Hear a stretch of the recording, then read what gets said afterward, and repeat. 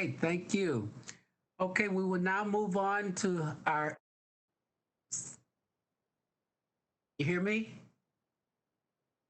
Okay, good. Okay, now we will move on to our next item on the agenda, and that will involve Mr.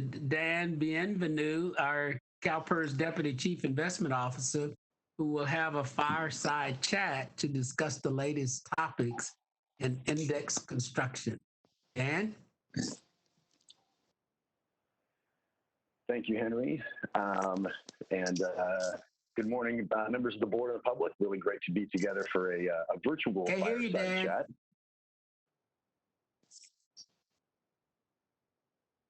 Can you hear me now? Yes. Right? Yeah, we can hear him, Henry. I'm wondering. Okay, now I can. Okay, great. Okay. Like I know I pushed 2 mute buttons. I could swear I got that one right. Good deal. Thank you. So good morning. As I say, nice to be together for a virtual fireside chat.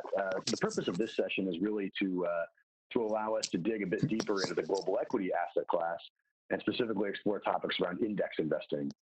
For CalPERS, roughly half of the $400 billion PERS portfolio is invested in public equity or the stock markets globally, which means that about $200 billion is invested there. And of that $200 billion, over 95% is managed internally in a quantitative fashion to replicate various indexes and models. And even for the parts of the portfolio that are not managed to replicate the indexes, these strategies are still largely evaluated in terms of performance relative to an index. So because of this, index construction and methodology is really a critical issue around public equity investing for CalPERS. And this is the reason that we've put together this session is in order to take a deeper look into topics around index construction, because these topics are a key driver in harvesting the returns associated with the equity asset class. And today we're really fortunate to be joined by Henry Fernandez, who was and is really a pioneer in this index investing space. I recommend reading his bio as he has a very interesting background, including developing the idea and then spearheading MSCI's cutting-edge work in global equity benchmarking.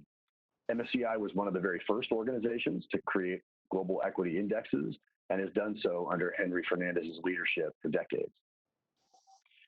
He is the MSCI's chairman and chief executive officer, and MSCI is an S&P 500 company with revenues of over $1.5 billion and a market cap of over $25 billion. The company is one of the largest and best known providers of indexes, portfolio construction and risk management tools, as well as being a very early adopter of the trends around environmental, social, and governance, or ESG investing in data. Henry is also one of the most well-respected corporate CEOs globally, being named one of the world's 30 best CEOs by Barron's Magazine in 2019. So with that brief introduction to the session and to our esteemed guests, let's get right to the questions. I will note, though, that the purpose of this session really is to cover with the board what the board would like to see covered. So as we go, if you come up with questions or perspectives, please either chat me in the chat box or otherwise get my attention, and we'll certainly get to questions that you may have. Obviously between Henry and myself, we really want to make sure that we're getting to all the board's questions. So I know the virtual setting can be challenging, but the goal really is for this to be as interactive as we can to try to really make it like an offsite. So please do raise questions or perspectives as you see fit. So with that, let me get to the first question for Mr. Fernandez. Henry, what is your perspective on the impact of the global pandemic?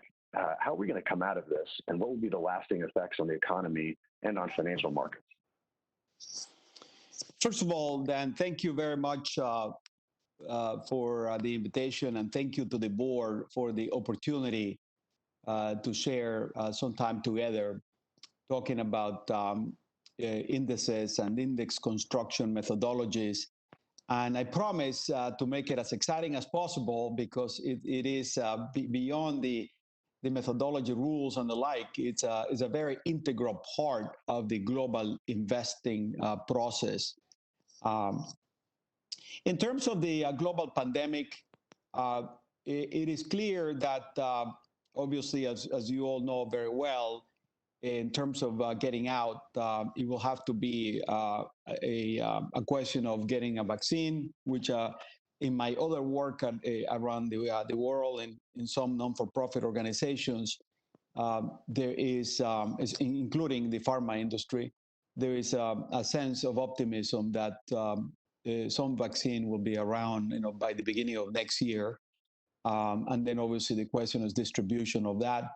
But very importantly, also a number of therapeutics will be available, hopefully this fall, that will lessen the impact on the pandemic. In terms of the implications of the pandemic and the economic consequences of the pandemic, I think the first thing that we view at MSCI is that this deep, deep recession is different than a normal business cycle recession. We believe that this is an induced recession against the what you will call the animal spirits of a normal business cycle, and therefore the underlying factors associated with the continuation of the economy are still there. Obviously, more handicapped now with the huge levels of unemployment, but they're still there, and hopefully when the economy begins to recover or open up and a vaccine is available, we can move faster than usual to an economic recovery. Again, this is probably more akin to what happens in an economy when there is a natural disaster than when it is a normal business recession. So in the former, the recovery is faster. In terms of a lot of the things that we see in our among our clients, clearly the redefinition of the future of work is a very important component of the recovery, as well as the future of consumption and how shopping and consumption will take place. There will also be a rethinking of the social contracts between the role of the state and the role of the private sector. Every time there is a crisis, obviously the state plays a very large role in the response to the crisis, and this is not different. If anything, this has been a very, very large response and very fast by the Fed, by the Treasury, and by all the relevant fiscal and monetary authorities around the world. So we're likely to see a lot more state intervention and a lot more state and role in the economies around the world. We need to rethink urbanization. Obviously, most of the development of the world has been associated with mega cities. And then the question will be why some other countries like Germany, Switzerland, the northern countries in Europe have been able to achieve large levels of development without having to have mega cities. So we'll see how that comes. Global supply chain is something that obviously everyone is talking about. The value of life. If there is one thing that has been demonstrated in this global pandemic is that the value of life has increased around the world pretty dramatically compared to other devastations of war or famine or the like. And therefore, the response to that in terms of healthcare, I think that there is potentially a permanent state of large amounts of investments that will go into the healthcare industry in pharma and biotech, and obviously healthcare services. So we're preparing for that, and obviously all the implications of that in an investment portfolio. The stimulus, there is a part of the stimulus which we call the green stimulus, which is the role of the state. At what point will they bail out not successful business models or failing business models and embrace business models that are more green? We probably will begin to see a lot more of that, taking place. For example, the role of the state bailing out transportation companies like airlines that are pretty heavy users of fuel gas versus renewable energies and the like. That's to be defined. But in terms of global markets and the investment industry per se, risk diversification is clearly something that those that have done it well, like CalPERS, have benefited from this pandemic. The role of factors or sort of variables, market variables that determine the success of a portfolio. And we call factors, for example, the quality of a company, the momentum in the stock price of a company, whether it's growth versus value, and the like, whether the company is very liquid. So that has played a very large role in this pandemic. Clearly, the return of active asset management as opposed to index management is something that that has been welcomed, by many. Uh, I think more directly related to index investing, I think the efficiency of index investing has been demonstrated in this pandemic and the resilience of it. So, and also the fears that a lot of people had that index investing was going to distort markets or create bubbles and the like, has not panned out. And therefore, all of you that are heavy investors in indices, in an index investment format, should take comfort on that. And lastly, and very crucially, I think that this pandemic has demonstrated once and for all the value of sustainable investing or environmental social governance investing, otherwise called ESG investing. There's been a significant outperformance of ESG strategies around the world for various reasons. And I think that this is now a change, a permanent change. And even though this form of investing had already taken hold, obviously CalPER's been at it for a very long time.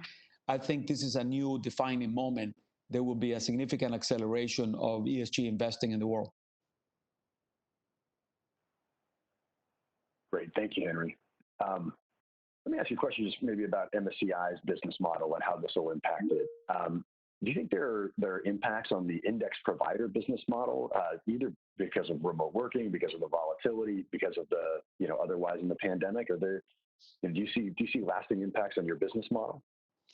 I think so, for sure. To begin with, dovetailing than what I said before, which is the resilience, the efficiency, the dependability of index investing has come out with flying colors, out of this crisis, including the index rebalancing. And as all of you know, index rebalancing is when you try to continue to mirror the markets, and therefore you got to sell and buy securities to do that mirroring, of the markets. We call that rebalancing.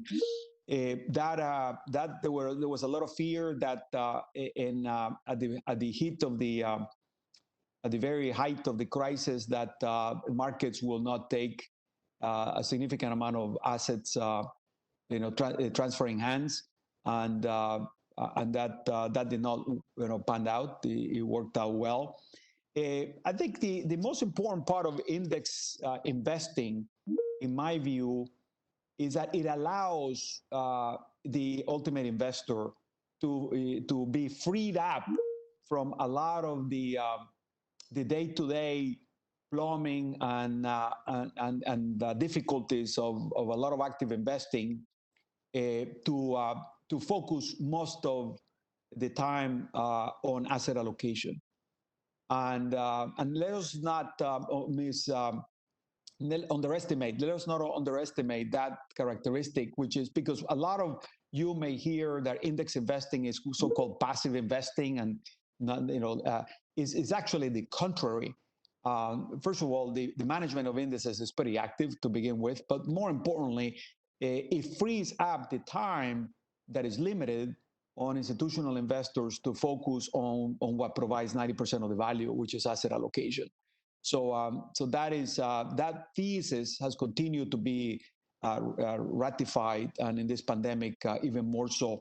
Specifically to MSCI, I think this crisis, because it demonstrates the value of indices, the value of index investing, we see an opportunity here to recreate the MSCI model with better operations, better business frameworks.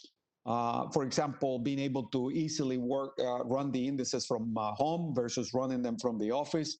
As you may imagine, running an index company is running a giant data manufacturing company or data production company. We calculate about 200,000 indices a day, and therefore the infrastructure that goes with that is massive, and therefore being able to do that seamlessly from one location to another is pretty key, and we were able to do that very successfully. There is a lot of product creation that is coming out of index models. It's no longer the market capitalization indices, or we call market indices, but it's also thematic indices. For example, on disruptive technologies, on healthcare, on the future of cities, of smart cities, and how you bet on that, etc. Clearly, the green investing trend. I think you will see a lot more proliferation of indices that will help you cater to a particular investment strategy and the like. So I think the other part of this pandemic that has helped us a lot is that index investing requires a significant amount of data and technology and production, as I said before, and models.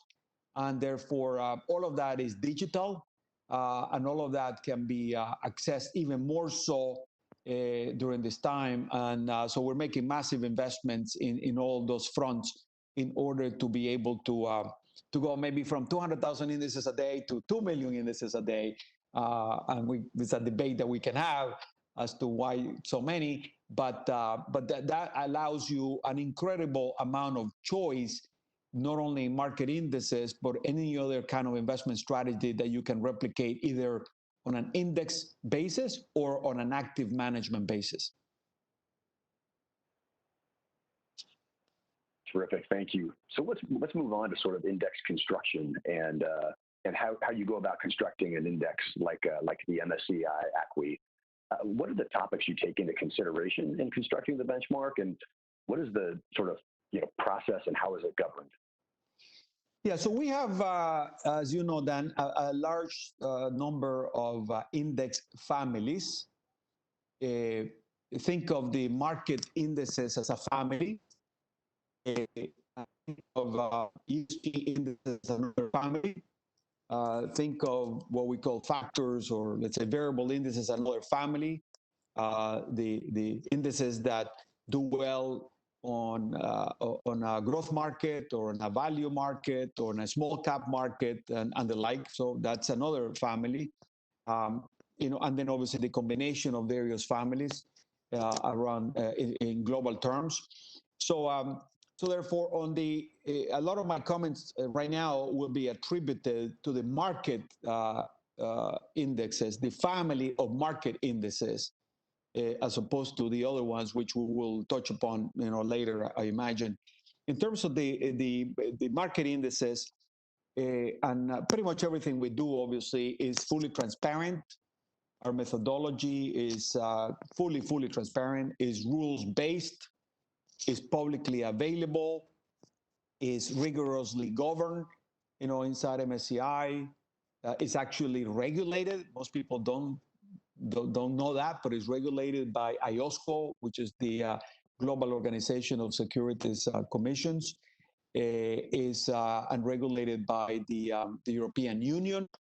And all of that. It's also in the governance structure. There is a variety of committees that we have. The decisions go through the various escalations of committees, and I cannot wake up one day and show up to one of these committees and say, we're going to do this, we're going to do that. There is a lot of checks and balances associated with that.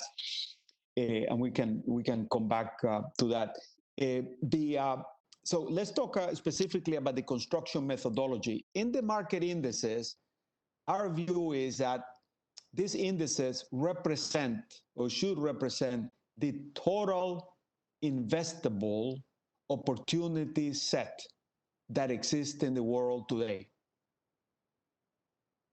So let me repeat that. The total universe of investable opportunities that exist in the world today.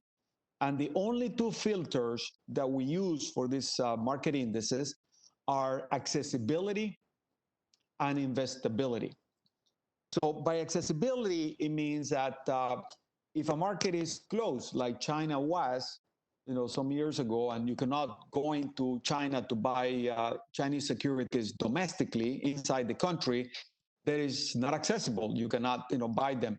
If a country has significant foreign ownership limits, for example, like the US has ownership limit in airlines. No more than X% of the market cap of an airline in America can be owned by a foreign entity, as an example. Then you have to, that's not accessible to you. You cannot own, you cannot own a large part of an airline in the United States. And that happens in banks sometimes, in utilities like telecom and electric utilities in some other countries and the like. So that's not accessible to you. So that is the accessibility part. And then there is the investability part. So now the stocks are accessible to you, but are they investable for an institutional investor? And that are issues of size. Is the company way too small for you to invest in, or liquidity? There are a lot of small, very micro caps, companies in the world. So that would be an example of that. And so those are the two filters: accessibility and investability. And after that, there is no other filter, because we view those opportunity set as it should be the benchmark of your activities. Now, your portfolio, can be a subset of the opportunity set, and there are a lot of indices that we create that are a subset of that opportunity set, expressing a view. You may say, I don't want to invest in the following types of companies. I don't want to invest in the following types of countries. I don't want to invest in the following type of sectors and the like. And some investors do that, although the vast majority of investors want to have the entire opportunity set available to them, to invest in. Our indices are widely adopted, in the world. We probably have somewhere between 80-90% market share in the world, for these global indices. In some countries like the US, is probably like 95%. And in other, places like Japan, the same, and Australia, the same, and the like. And there is about, say, anywhere between 13 to 14 trillion dollars. That's with a T as in Tom, trillion dollars of assets, following these indices, either actively managed or indexed management. The index management part is about 20% of that amount, and the active management part is about 80%. The other couple of things that I will mention is in index construction, we really believe in a modular approach. So we create these indices from the bottom up. We aggregate companies into sectors, into countries. Then those countries become regions. Those regions become composites and the world. And that way we are able to move around the pieces so that it can be reconstructed, so to speak, and re-put together depending on the objective of an investor. Terrific. Thank you, Henry. And it looks like I see a question from Ms. Taylor in the chat box. So, Mr. Jones, with your permission, we could call on Ms. Taylor, and then, as we say, try to get this interactive as we can. Yeah, that's fine. Ms. Taylor.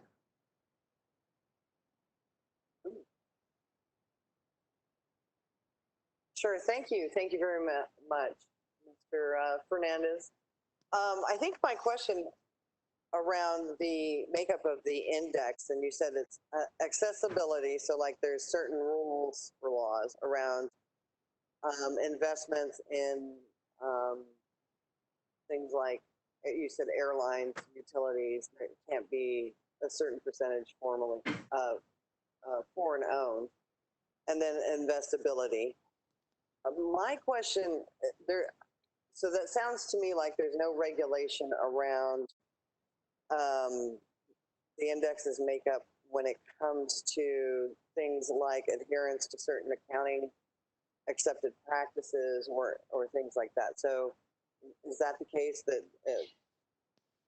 Yeah, it is the case. So that's what I was mentioning, the various families of indices. The market cap indices are meant to be a complete reflection of what the world has to offer. It's the example that I use, since I live in New York City. I spend a lot of time in the Bay Area, in San Francisco. But let's say New York City. The example is, you say, You come to New York City as a tourist and you say, give me the available opportunity set of all French restaurants in New York City that I can eat at. And, uh, and therefore, you want to have that clarity that, of all these restaurants that you can look, at might be in a guide, you can then pick whichever your preference take you. But if we start from the position that, no, we're only going to show you half of the restaurants, and we will not show you the other half of the restaurants, then you're gonna miss out on something.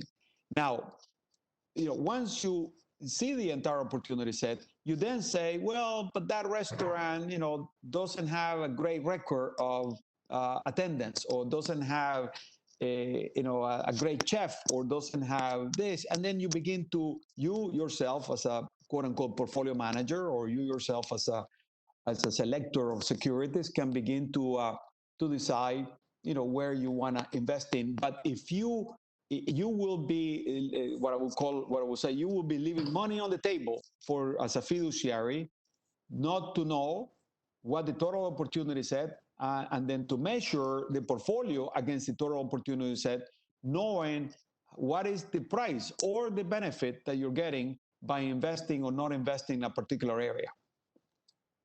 So I get that. That makes sense. But using your analogy again with the restaurants, I certainly wouldn't want to include in that opportunity set restaurants that have a horrible health rating. So we're talking about regulations that apply to what makes our investments. Wow, I don't know who that was. What makes our investments safe? So if we're not if you're giving us everybody, but the rule of standard accounting practices isn't being applied, then that puts us at risk in our portfolio, because then we don't know what they're actually reporting to us, because they're not reporting accounting practices, right? So, and it's the same if you're including in French restaurants, restaurant B down the road that has a F rating for health and safety. I don't want to even think about that restaurant. So. No, I agree with that, and that's why we have, as I said, a second family of indices, ESG indices, that begin to put other filters, and the filters are: is this a company that has socially responsible behavior in its human capital? I was listening to the prior discussion about diversity, inclusion, and equality, in the world. So that's another filter that you can apply. Governance of the board, governance of the company, alignment of management and shareholders, obviously governance of the accounting standards and the like. Another filter is, is this a company that it has a long-term sustainable prospect, because they are not including the environment. Sooner or later, it's going to catch up with them, and the value of that company is going to decrease. So now, therefore, you're beginning to put value judgments on. I don't think accounting standards are value judgments. Oh, Henry went away. Oh, there you are. I don't know that accounting standards are value judgments. I certainly understand the ESG specific indexes, index funds, et cetera. That's not where we're at, right? So I'm just concerned that some of the companies that we're talking about, and you talked about China earlier, don't use standard practice accounting practices, and I think that's important in view of the safety of the investment. Yeah, so that's an interesting topic, and obviously we can discuss it for a while. But I think there's a lot that has been said within the U.S. political system about the accounting and auditing standards of Chinese companies, and I think a lot of the issues are not whether the accounting and the auditing is strong, for an emerging market. Remember, this is not the UK or France. This is an emerging market to begin with. So you got to compare it to other emerging markets. The issues are more, are the US regulators able to go to China and audit the auditors? And then what is happening here is that we've gotten into issues of obviously nationalism and who can come in and look at things and the like. So, which is way beyond our purview because we don't get involved in those issues. The second part is that every country in the world has fraud in accounting. So the Luckin Coffee, there was a Chinese company listed in the US, a coffee company similar to like a Starbucks. That had a lot of fraud, and that went in the press in a big way, and it should. No, it should, because then it alerts investors as to the risks of that. But it also got politicized, as if we in America, and I'm proud American, and I'm a proud immigrant, be an American citizen, have come to this country, actually escaping communism in the country that I come from. We in America will say, well, we're not immune to fraud either. There is a significant amount of fraud that has taken place in our own country, even though we're supposed to have great accounting standards and great auditors. The last point that I will say is that the question also, the issue also is who should be the policeman of the accounting and auditing standards? Should be a Securities Commission be the policeman? Should it be the listing department of the exchange, be the policeman, or should it be the index provider? And my thesis is that index providers are not really equipped to be, the policeman for accounting standards and auditing standards. That should reside in a Securities Commission, and it should reside, or if it's not there, it should reside in the exchanges that are listing these companies, because the indices are only listed companies and the like. So, but a lot of what is happening too here is everyone is trying to put the can in our lap, because they don't want to deal with problems themselves. Yeah, I agree, and I was just trying to get that out there because ultimately if these are questions, maybe the government should be involved as well. But I agree. So thank you very much for your answer there. Oh, thank you for the question. Okay, Mr. Perez. Mr. Fernandez, you touched on it in your opening remarks in regards to most investors don't limit the scope of their ability to invest. Did I hear that correctly?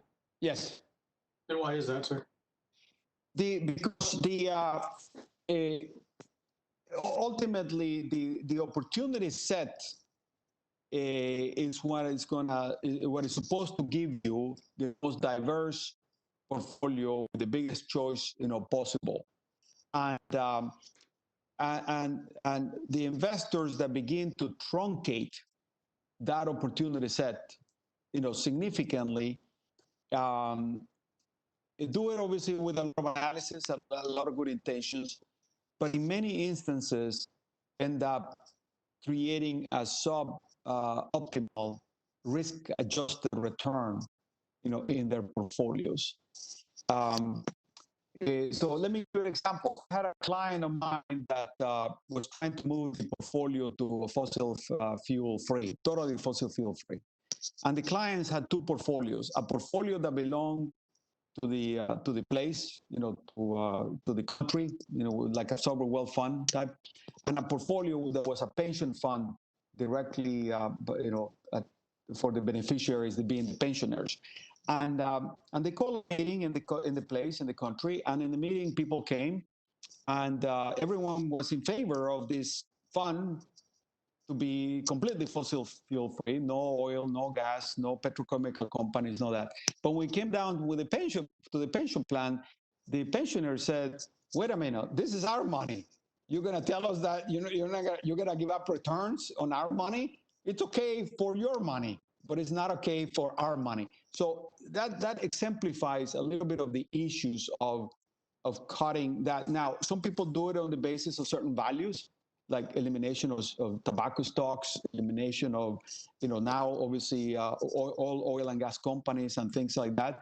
And it's okay, but then you have to measure yourself against the total opportunity set to know what is the benefit that you're receiving if you're outperforming, if you're doing better, or if you're paying a price, against that. And therefore, that's what's happening now. What the only exception to the rule that I just described is the ESG component. A lot of pension funds around the world are beginning to put filters on ESG, and a lot of it is not on the basis of values, it's on the basis of fiduciary responsibility. They honestly believe that the risk-adjusted portfolio, the long-term risk-adjusted portfolios, I should say, long-term risk-adjusted returns of their portfolios are going to be severely impacted by companies that are not socially diverse, and by companies that are going to be polluting the environment or don't have proper governance. And it's all about their fiduciary duty. It's not about putting sort of values or putting political considerations into account.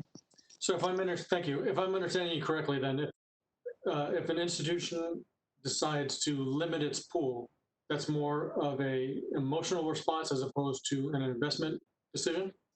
So it could be an investment decision, not all, very few times it's emotional. It could be an investment decision, completely very rational and well documented and all of that. But the argument that we always indicate, and we provide all the tools. Remember, we don't tell people what to do. We provide the tools for them to do what they do, and we provide tools to a wide variety of people that express those views. It is just that you have to know and understand what are the financial ramifications in the investment when you restrict, certain investment to certain areas, because if you end up underperforming and giving up returns over a period of time, you will know the price you pay or the benefit that you receive by having made the right decision. Thank you very much, sir. Ms. Melton? Okay. Thank you, Mr. President. And thank you, Mr. Fernandez. Very fascinating conversation. Yeah. I want to go back to something you talked about at the beginning, that we should treat COVID far more as a natural disaster than we should treat it as a business cycle downturn in the economy. And that certainly makes sense on many levels. But at the same time, we'd had a 10-year run of a bull market, and that strikes me as a very long run of a positive market, and that we would have, notwithstanding COVID, been approaching a change in the business cycle. Do you have any concerns that rather than being simply a natural disaster, that we could have COVID compounding a change in the business cycle? We'll never know for sure, right? Because obviously it did happen. But I think we had a very severe financial crisis, 2008, 2009. And the recovery from that crisis took a very, very long time, as all of you know. And there was significant amount of excess supply in the global economy throughout the period, significant amount of shortage of demand for products, for goods and services around the world. So the U.S. economy was an exception of having low unemployment. The levels of unemployment in most other countries around the world continue to be pretty high. So, I do not ascribe to the theory that the business cycle was about to turn. Obviously, it could not have gone forever, but it could have gone a few more years, which is sometimes even longer than a normal recovery, right? In a normal good times. Obviously, it got totally interrupted by the pandemic, which has caused so much uncertainty, so much suffering the loss of so many precious lives, so much fear. Witness what we're happening right now in America in terms of the wave of increase of infections, and obviously the economic impacts, which are pretty devastating. So right now, therefore, what I was referring to was much more of this was a sudden shock. This was a sudden stop, which is like what happens in an earthquake, what happens in a tornado. It's a sudden stop. And a lot of evidence, a lot of economic theory, and a lot of sort of empirical research tends to suggest that the recovery from events like that is about twice as fast as the recovery from a normal recession. And that's what I was alluding to before. That's, we don't know, we don't have a crystal ball, but I'm just sounding a note of optimism that we may come out of this faster for sure than the financial crisis. When the financial crisis took place, there were significant structural problems going on in the U.S. economy and the global economy that caused the financial crisis. This was a totally exogenous factor. Thank you. I appreciate that answer. Thank you. Yeah, I have a question. But first of all, Dan, when you said that Henry and I will answer all the questions, my eyebrows went up. Then I realized you were talking about Mr. Fernandez, and they went down. But my question is your earlier comments about the global picture, where you mentioned the state intervention aspect of the recovery. But as we receive information, the states are having their own problems. Their sales taxes are going down because of the consumption is not there because people laid off or furloughed, and so the states' financial situations in most of them throughout the country are having significant problems right now.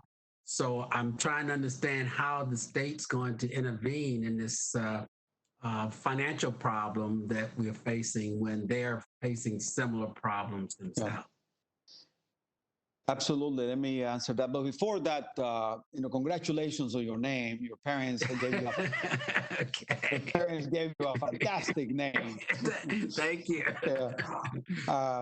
And I think the two are overlapping, but not mutually exclusive. There is definitely, I go around the world talking about how the governments of nation states around the world are in dire, financial condition. In many cases, they are largely broke, or their resources are very, very limited because the countries are heavily indebted. They cannot raise more debt. They cannot tax their populations more without creating a vicious circle or cycle and the like. And I think that is, the U.S. is obviously a very rich country, but we have limits.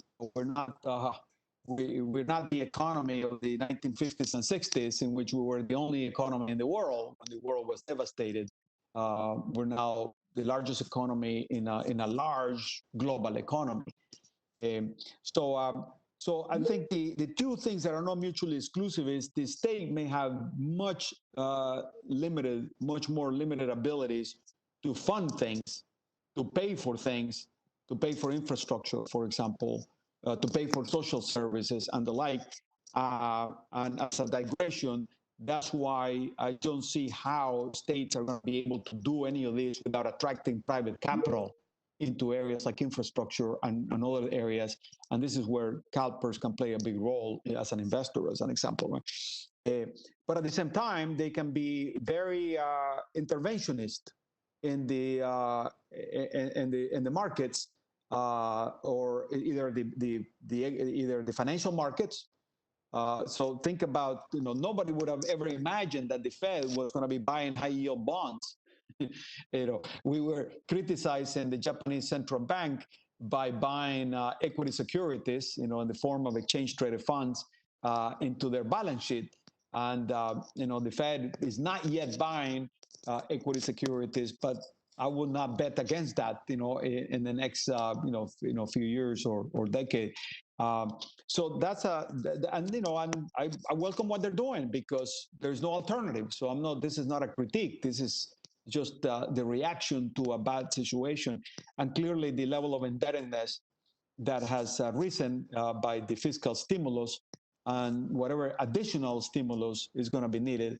So I tell my kids that I'm glad that I may be gone by the time they start paying our bills, because it's going to be a large bill, to pay for this crisis that we have. So those two things are not independent of one another. The role of the state can be very involved, and the reason I mentioned that is, as an investor, obviously you got to understand the risks of the states around the world intervening in financial markets, intervening in sort of the picking winners and losers. That's what we're all about right now. Every country is trying to pick winners and losers. Are they going to bail out their airline industry? Are they going to bail out their, the restaurants? Are going to bail out, this other, a hotel company, or are they not? They're picking winners and losers.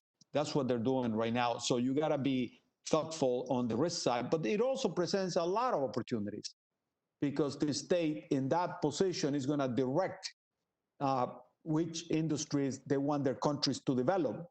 For example, the insourcing in a country, like the global supply chain moving domestically, that may present opportunities for investments in those companies that are going to be relocating the global supply chain to a particular country. So that was the reason for my comment. Okay, thank you. Ms. Olivares? Thank you. And thank you, Mr. Fernandez. I've been tracking what you've been doing for a long time now, since ETFs first started, which has been a while now.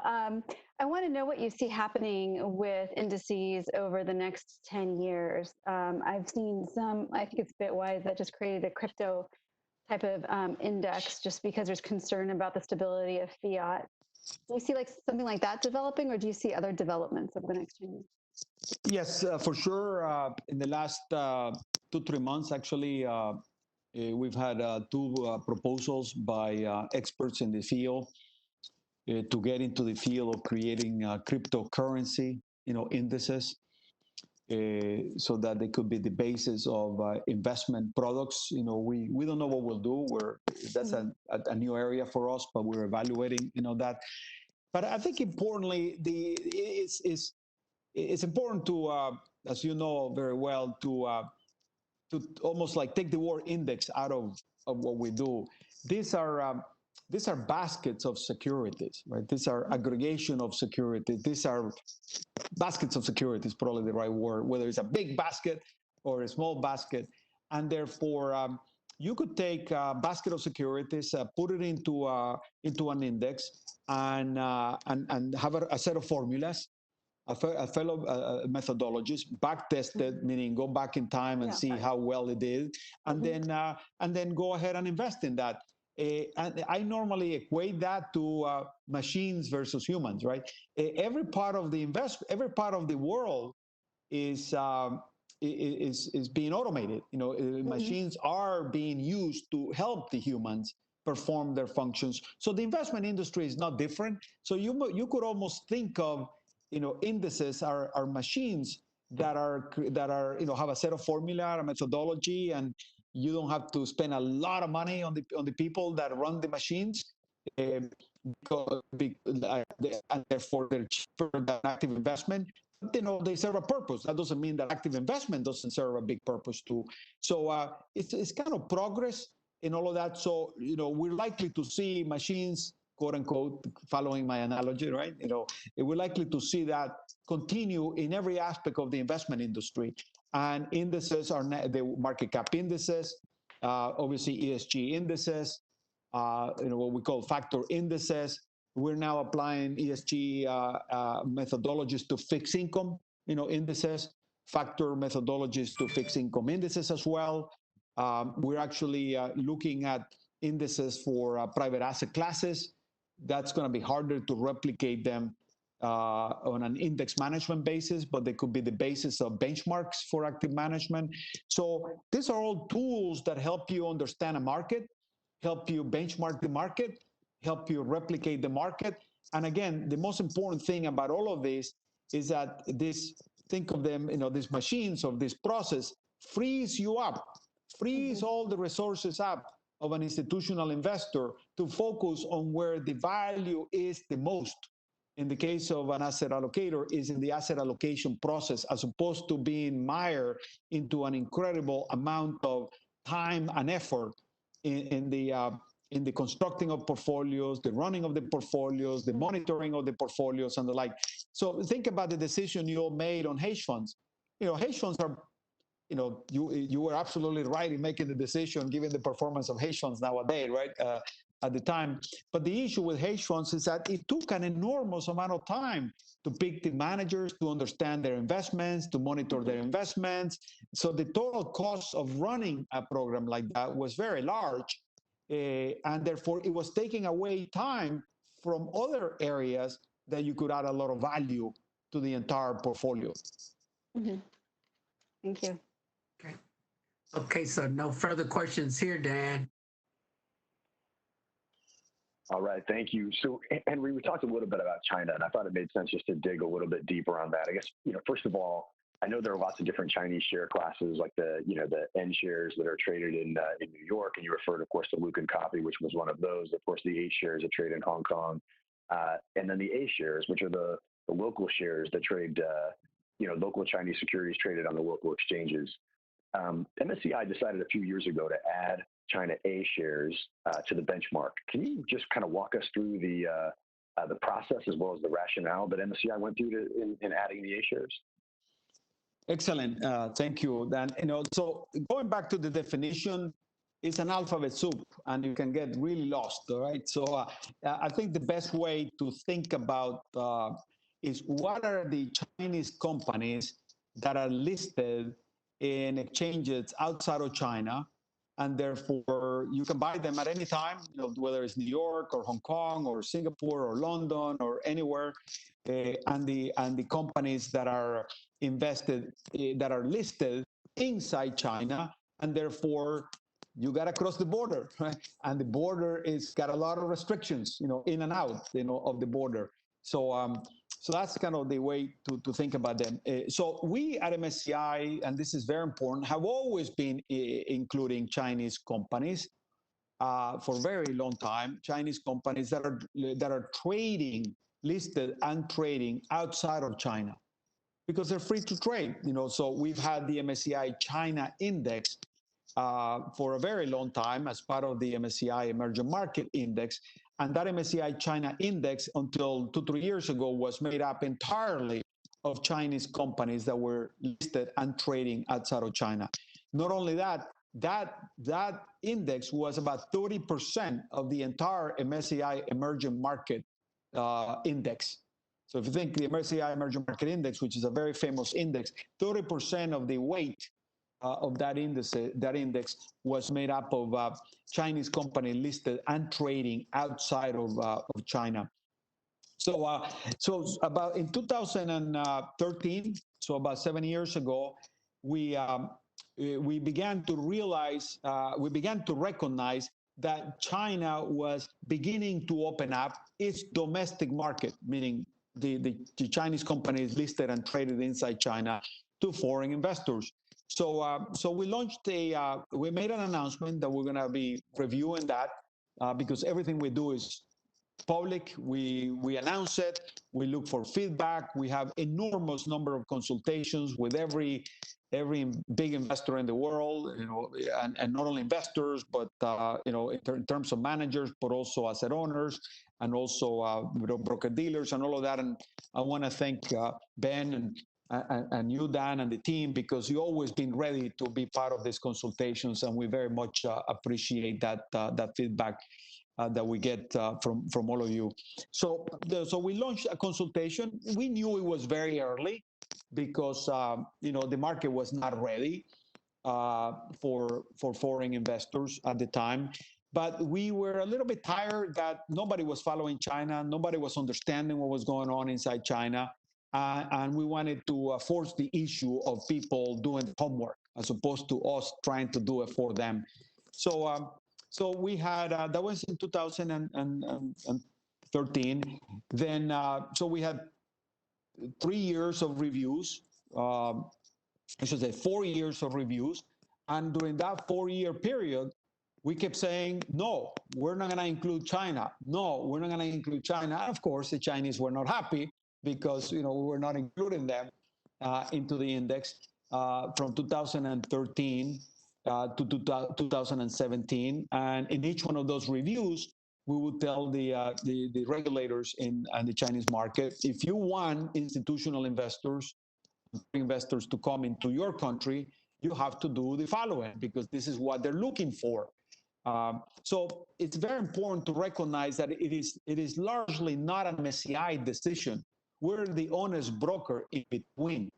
We go out and do consultations with all of our clients around the world as to what they want to see for them to operate in a country similar to other countries around the world.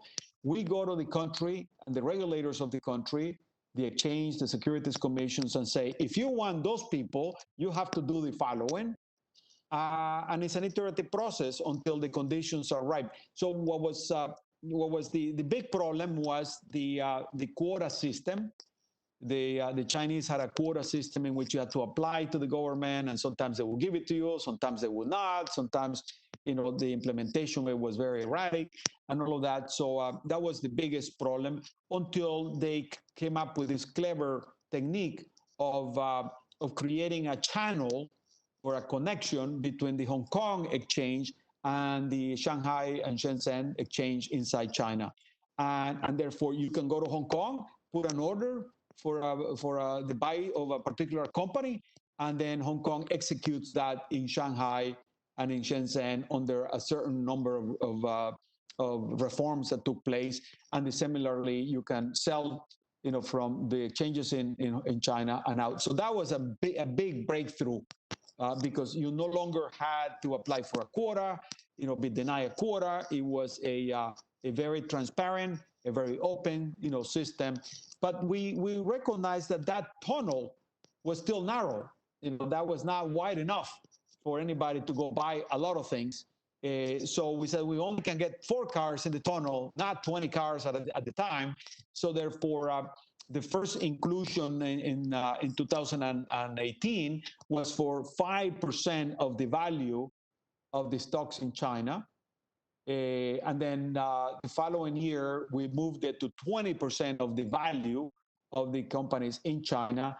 And we stopped there because that's the maximum that the tunnel can take. So we're now working with the Chinese regulators again and say, if you want more, what investors are looking for, you got to give them what they need to be able to expand that tunnel. So that will take time, but that's the process that we took. Henry, thank you very much for that explanation. And I'm conscious of the time, so I guess we'll probably look to wrap this up. But as I mentioned, thank you for your time and being with us here today. I hope this was a valuable session for the board. And with that, Mr. Jones, I'll turn it back to you to take us to the next session or the pleasure of the committee. Mr. Jones, over to you. Henry, thank you again. Mr. Fernandez.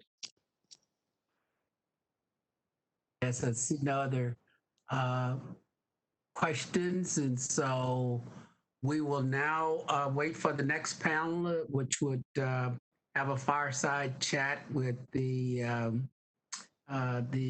public, the private equity issues. So we get those members, the panelists on board.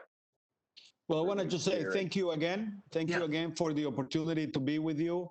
Good luck with everything in the state and in that great state of California, and with the investment plan. And wish you the best and stay well. Okay, thank you. Thank you. Thank you, Mr. Fernandez.